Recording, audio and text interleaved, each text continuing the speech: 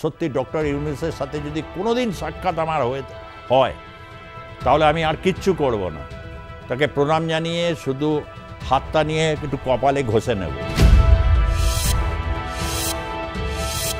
ধরুন শেখ হাসিনা ফিরল, দেখবেন জনতার ঢল নামবে। যারা দুদিন আগে বলেছিল গিয়ে তার কাছে গিয়ে পুষ্পস্তবক দিয়ে বলবে আসলে পরিস্থিতি এমন বদলে গেছিল আপা, যে কারণে এগুলো বলতে হয়েছে, মন থেকে বলি না।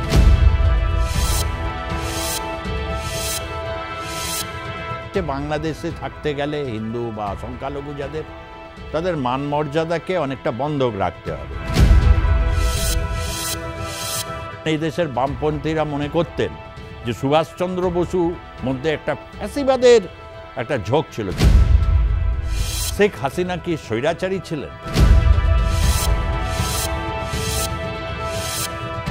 প্রায় গ্রামীণ ব্যাংকের স্টাইলেই তিনি বাংলাদেশকে চালাচ্ছেন, হয় ইন্টারেস্ট দাও নাহলে তোলা দাও।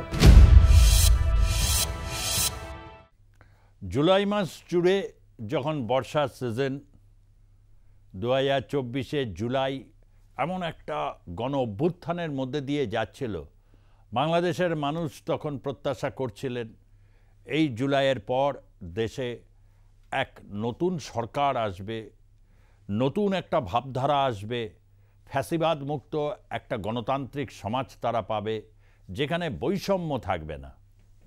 এই তো তাদের স্বপ্ন ছিল। তাই জুলাই মাসে বিভিন্ন লাঠি, গুলি, টিয়ার গ্যাস উপেক্ষা করে বাংলাদেশের মানুষ নেমে পড়েছিলেন রাজপথে। এটা ঠিক, যদি আপনি ঘরের অভ্যন্তরে নিরাপদ না থাকেন, ছাদে আপনি যদি নিরাপদ না থাকেন, বারান্দায় আপনি যদি নিরাপদ না থাকেন, তখন মানুষ কি বলবে, যা আবার হবে, রাজপথে এসে দাঁড়িয়ে এই শক্তির বিরুদ্ধে পাল্টা একটা প্রতিরোধ গড়ে তুলি, যা ক্রমান্বয়ে একটি অভ্যুত্থানের রূপ নিয়েছিল। এবং এই যে ডিজাইনটা, মেটাকুলাস ডিজাইন যেটা তৈরি হয়েছিল, যেটা ডক্টর ইউনূস স্বয়ং তিনি বলেছিলেন যে মেটাকুলাস ডিজাইন, অনেক সময় ডিজাইন ফেল করে যায়, কিন্তু ডিজাইনের পেছনে মূল ডিজাইনাররা যদি একত্রিত থাকেন তখন সেইভাবেই কিন্তু অ্যালগোরিদমটা পরিচালনা করা যায়, হয়েও যায়। কিছু বিপর্যয় বিপত্তি ঘটে, কিন্তু সময়ের দাবি এমনটাই থাকে যে বিপর্যয় বিপত্তিকে উপেক্ষা করে মানুষ তার ইচ্ছে বা চাওয়াটাকে প্রতিফলিত করে। এরকমভাবেই হয়, এক একজন শাসক এইভাবে পতন ঘটে, বিভিন্ন স্বৈরাচারী শাসক এর পতনের অনেক ইতিহাস রয়েছে। শেখ হাসিনা কি স্বৈরাচারী ছিলেন? এই প্রশ্নে বাংলাদেশের মানুষ একটা বড় অংশ, যারা ইউনূসপন্থী বা বিএনপির অনেকে রয়েছেন, তারা বা জামাত, তারা মনে করেন যে এই ট্যাগটা লাগিয়ে দিলে শেখ হাসিনা কার্যত কিছু করার থাকবে না। তার কারণ শেখ হাসিনার অডিও বার্তাগুলো মাঝে মধ্যে শুনি, আবারও একটা অডিও বার্তা শুনছিলাম, জোরালোভাবে তিনি যে একদম রক্ত গরম করে দেওয়া বক্তব্য রাখতে পারেন তা কখনোই তা ছিল না। অন্তত সাম্প্রতিক যে ভিডিওগুলো পাই, ভিডিওতে একটা জায়গায় তিনি কেন বলেন এই কথাটা, যেখানে সুদখোর মহাজন কি না শব্দ বাছা বাছা দিয়েছেন, এবং তাও বলেছেন ৬,০০০ টাকার মাইনেতে যে কাজ শুরু করেছিলেন তাকে তিনি নাকি ৩০০ কোটি টাকা না কত কোটি টাকা তিনি বলেন তিনি ঋণ পাইয়ে দিয়েছিলেন, এখান থেকে পাইয়ে দিয়েছিলেন। কেন দিয়েছিলেন? কেন দিয়েছিলেন এই প্রশ্ন শেখ হাসিনার কাছে নিশ্চয়ই কোথাও একটা তার মনে হয়েছিল ইউনূসকে দেওয়া যেতে পারে, নিশ্চয়ই তার ক্যারিশমা দেখে প্রভাবিত হয়েছিলেন, বা ইউনূসের যেটা একটা অস্ত্র, বেশ সুন্দর একটি মিষ্টি করে হাসি দেন, সেটা দিয়ে তিনি ভুলিয়ে দিয়েছিলেন। বাংলাদেশের টাকা কি খোলামকুচি নাকি? প্রধানমন্ত্রীর কারোর ইচ্ছা হলো আমি তাকে ৩০০ কোটি টাকা দিয়ে দিলাম। অনেক প্রধানমন্ত্রী এটা করেন। ভারতের যে সংসদ এখন তোলপাড় হচ্ছে, রাহুল গান্ধী তিনি বারবারই বলছেন আদানির কথা, যে আদানির আবার বিদ্যুৎ কোম্পানি আছে বাংলাদেশে, পাওনা গন্ডা নিয়ে ঝামেলা ছিল, কিন্তু আদানি সাহেব অত সোজা না, নরেন্দ্র মোদী বন্ধু বলে কথা, তাহলে তাকে তো আর আটকে রাখা সম্ভব না, হয়ও নি। অর্থাৎ কোথাও কোথাও একটা জায়গায় তেলে জলে মিল হয়ে যায়। যখন শেখ হাসিনার পাওয়ার ছিল তখন শুধুমাত্র ৬,০০০ টাকার মাইনে ওলা এই ডক্টর ইউনূস, তিনি কি করে এরকম হলেন? তার এই টাকাটা পেয়ে তার আরও ব্যবসায়িক বৃদ্ধি হয়েছিল। এখন শেখ হাসিনা বলছেন এই তো ছিল, তারপরে সে এখন ক্ষমতা পেয়ে বিভিন্ন জায়গায় জমি নিচ্ছে, প্লট তৈরি করছে, ইউনিভার্সিটি তৈরি করছে, এই করছে, হ্যানা করছে, ত্যানা করছে, ল্যাটিন আমেরিকাতে সম্পত্তি করেছে, আমেরিকায় করেছে, এরকম তিনি ফিরিস্তি দিচ্ছেন। এক শাসক, ভূতপূর্ব শাসক বর্তমান শাসকের বিভিন্ন সম্পত্তির হিসেব দিচ্ছেন, কিন্তু সেই ভূতপূর্ব শাসকের কাছ থেকেও তিনি বদান্যতা পেয়েছিলেন। এইরকম বদান্যতা পাওয়ার মতো ভাগ্য ডক্টর ইউনূসের আছে। তার চুল থেকে নোক পর্যন্ত পুরোটাই কপাল, এটুকুই বলতে পারি। সব আমলে তিনি করেছেন। এত ভালো কপাল, সত্যি ডক্টর ইউনূসের সাথে যদি কোনোদিন সাক্ষাৎ আমার হয় তাহলে আমি আর কিচ্ছু করব না, তাকে প্রণাম জানিয়ে শুধু হাতটা নিয়ে একটু কপালে ঘষে নেব। আহা কি কপাল! নির্বাচনে না দাঁড়িয়ে তিনি হয়ে গেলেন প্রধানমন্ত্রীর প্রায় স্ট্যাটাসযুক্ত একজন বাংলাদেশের অধিকর্তা। প্রায় গ্রামীণ ব্যাংকের স্টাইলেই তিনি বাংলাদেশকে চালাচ্ছেন। হয় ইন্টারেস্ট দাও, নাহলে তোলা দাও। এটা ডিরেক্ট বলছেন না, কিন্তু তোমরা যেমন পড়ে পারো বাবুরা, তোমরা টাকা বা পয়সা নিজেরা বুঝে নাও। ব্যাস, রাস্তা নেমে পড়েছে, প্রতিযোগিতা চলছে। একেবারে ছাত্র দল, এই দল, যুব দল, তারা আছেন বিভিন্ন জায়গায়। এ বলছে আমি এর লোক, পারলে হচ্ছে বিপন্ন বিপর্যস্ত আওয়ামী লীগের, ছাত্রলীগও হয়তো ভিড়ে গেছে তার মধ্যে, জানি না। তবে না হওয়াটা খুব অস্বাভাবিক কিছু নয়। আজকের বাংলাদেশের মানুষের কাছে এটা কিন্তু একটা বাস্তব জায়গায় নিয়ে গেছে। মানুষ দ্বিধাবিভক্ত এবং রাজনৈতিক দল ভয় পাচ্ছে। হ্যাঁ, যেমন এক একজনের এক এক রকম ভয়। আওয়ামী লীগের ভয়, যা কিছু লোকজন ওখানে রয়েছে তারা প্রাণে, বাদবাকিরা বাঁচতে পারবে তো? তাদের ভয়, যদি নির্বাচন হয় নির্বাচনের মনোনয়ন তুলতে পারবো তো, এই নিয়ে তাদের ভয় থাকবে। বিএনপির ভয়, নির্বাচন পিছোতে পিছোতে যে জায়গায় গিয়ে দাঁড়িয়েছে, নির্বাচন হলে সত্যিই ক্ষমতায় আসতে পারবো তো? ছাত্রদলের ভয়, যদি তোলাবাজি বন্ধ হয়ে যায় এরকম কোনো ফতোয়া আসে, সেই ভয়। সেনাবাহিনীর ভয় হচ্ছে কোন দিকে যায়, ভারতের ইনস্ট্রাকশনস বা ভারতের সাথে যে কারিগরি বা বিভিন্ন রকম যে আদান প্রদান চলে তাদের, বিশেষ করে হচ্ছে টেকনোলজিক্যাল এবং সাইবারের জগতে ভারতীয় সেনাবাহিনী অনেকটাই তাদেরকে কাজ করছে। এরকম কয়েকজন আছে সেনাবাহিনীতে, শেখ হাসিনার সময় থেকে চুক্তি আছে। কিছু চুক্তি হচ্ছে গোপনীয় চুক্তি, যে চুক্তি আপনি প্রকাশ্যে আনতে পারবেন না। ফলে সেনাবাহিনীতে এই ধরনের কন্টেন্ট শেপিং বা হচ্ছে কন্টেন্ট ক্রিয়েশন বা কতটুকু তথ্য সরবরাহ করা হবে, তার স্ট্র্যাটেজিক প্ল্যানিং, এইসব ব্যাপারগুলোতে ভারতীয় সেনাবাহিনীর সাথে বাংলাদেশের সেনাবাহিনীর একটা যোগাযোগ রয়েছে। অন্যদিকে আইএসআইয়ের চাপ, তারাও হচ্ছে করতে চায়। বাংলাদেশের সেনাবাহিনী সবসময় ভাবছে ইমেজ তো অনেকটাই ক্ষুণ্ণ হয়েছে, আগামী দিনে শান্তিরক্ষী বাহিনীতে আবার বরাত পাওয়া যাবে কি না, তার কারণ হচ্ছে সমস্ত জুনিয়র অফিসাররা তো এই স্বপ্নে বিভোর থাকেন, তাই তাদের সেই দিকে হারানোর ভয়। তারপর হচ্ছে অন্যদিকে জামাত শিবিরের ভয়, বেশ সুন্দর জাকিয়ে বসা গেছে। বাংলাদেশে মোটামুটি মহিলাদের ঘরের অভ্যন্তরে গ্যারেজ করে দেওয়া গেছে।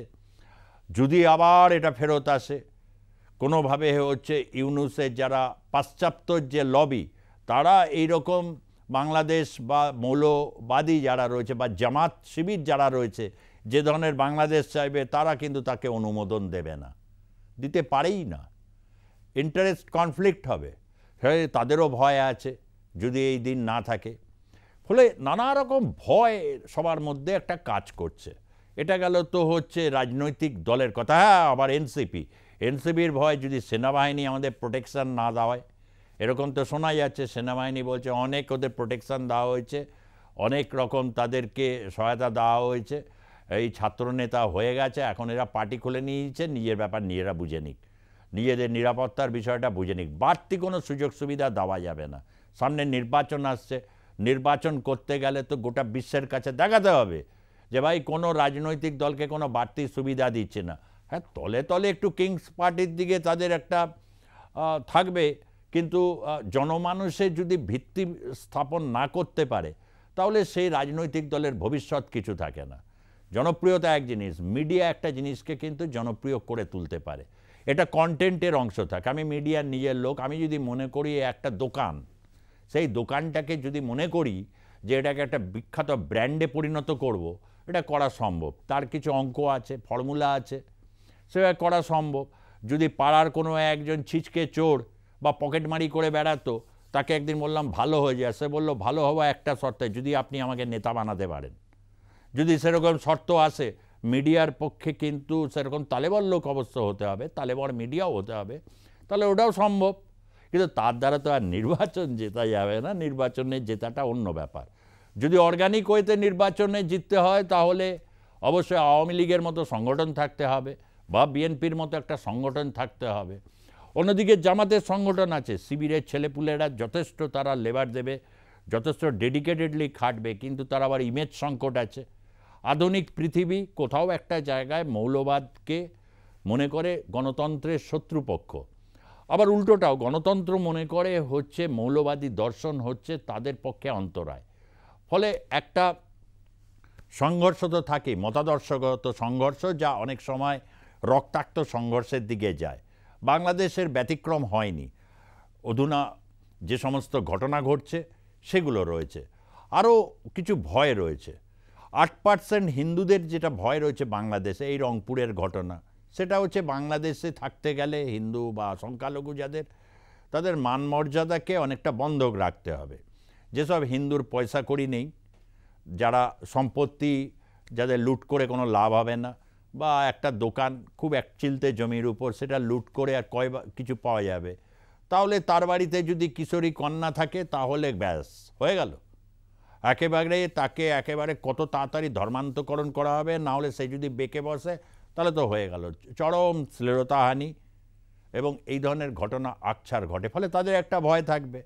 এই ভয়ের বাতাবরণের মধ্যে থেকে পতিত ফ্যাসিস্ট শেখ হাসিনা পতন ঘটিয়ে যারা এলেন, তারা কি গণতান্ত্রিক? ফ্যাসিজমের বিপরীতে কি থাকতে পারে? গণতন্ত্র, মানুষের আওয়াজ, মানুষের শাসনতন্ত্র, এই তো। তাহলে এক ফ্যাসিস্ট নাকি আরেক ফ্যাসিস্টকে দেখাচ্ছে, এবং প্রতিযোগিতা চলছে কে কত বড় ফ্যাসিস্ট। আমি শেখ হাসিনার আমলকে যথেষ্ট বোঝার চেষ্টা করেছি।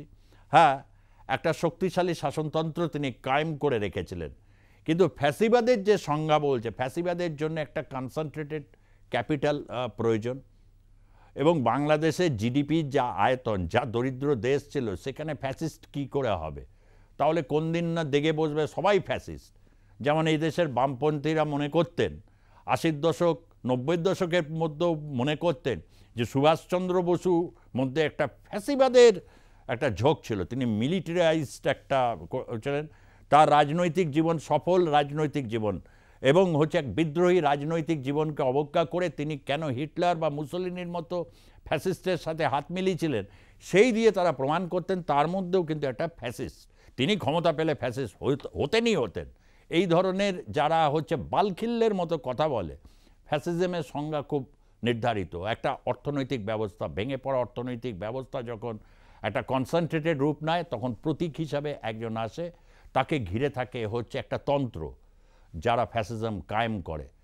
বাংলাদেশে মনে হয় যে শেখ হাসিনা তো গেল, তার সাথে ওবায়দুল কাদেরের মতো লোক, বা হচ্ছে পলকের মতো যারা, বা হচ্ছে দীপুমণি, তাদেরকে নিয়ে ওই গ্যাং তৈরি করে একটা ফ্যাসিবাদ, কেউ বলেন ফ্যাসিবাদ, কেউ আবার ইউটিউবার বলেন এটি মাফিয়া স্টেট। এই কড়া কড়া ভারী ভারী শব্দ দিয়ে শেখ হাসিনাকে যতদিন ঠেকিয়ে রাখা যায়, উড়িয়ে দেওয়া যায়, কিন্তু ভয়টা তো পিছু চাললো না কাউকে। যদি আবার শেখ হাসিনা ফিরে আসেন, কি অপূর্ব বিষয়। এবং এই ভয় যেটা কবে ধরুন শেখ হাসিনা ফিরল, দেখবেন জনতার ঢল নামবে। যারা দুদিন আগে বলেছিল, গিয়ে তার কাছে গিয়ে পুষ্পস্তবক দিয়ে বলবে আসলে পরিস্থিতি এমন বদলে গেছিল আপা, যে কারণে এগুলো বলতে হয়েছে, মন থেকে বলি নাই। এইভাবে একটা দেশের রাজনীতি চলছে। যাই হোক, আজকের মতো এখানেই শেষ করছি। অনেকে হয়তো পূর্বাভাস শুনতে চাইছে, আমি শুধু বলছি একটু অপেক্ষা করুন, ধৈর্য ধরুন, সতর্ক থাকুন, দেখুন কি হতে চলেছে। ধন্যবাদ, নমস্কার।